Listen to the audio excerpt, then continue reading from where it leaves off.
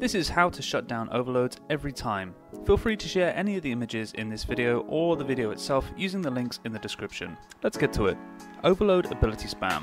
Overloads teleport and heal a lot, and do it very quickly. If you're watching this, you may have experienced an overload champ start healing immediately after being stunned whilst you are shooting overload rounds at them.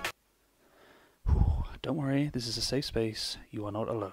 Overload ability spam is disgusting! So, let's shut it down. Whenever you do an overload attack, ability or weapon damage, you can see it applies a debuff. This reddish tinge here is like an overload poison. Every successful overload attack you make applies this debuff. However, weapon types and weapon frames behave differently. SMGs fire many rounds, but the overload debuff only occurs halfway through the magazine. Between these rounds and reloading a magazine, it's likely an overload champion will start to regain their health, unless your entire team is bullet spamming on them hard.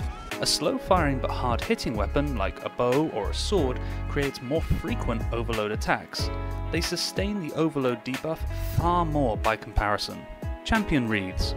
All champions have this wreath on them. When it's dark, a player's attack can stun them. When it glows hot white, they can't be interrupted, but you can still apply debuffs. This is crucial. An overload champion usually comes out of their stun with a white wreath ready to instantly start healing. But if you apply an overload attack from, say, a bow just before he comes out of a stun, you won't interrupt him, but you will debuff him, stopping his health regeneration. If you keep up your overload attacks until the wreath goes dark again, you'll suppress his healing until you stun him again. In short, use overload attacks early and keep them going until they get the message. Show them who's boss, Guardians. Are you in charge here? Yes, I am. Wrong. I'm in charge.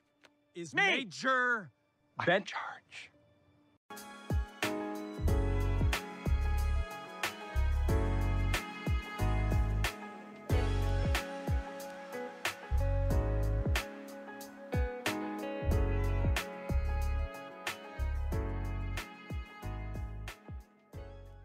Disgusting!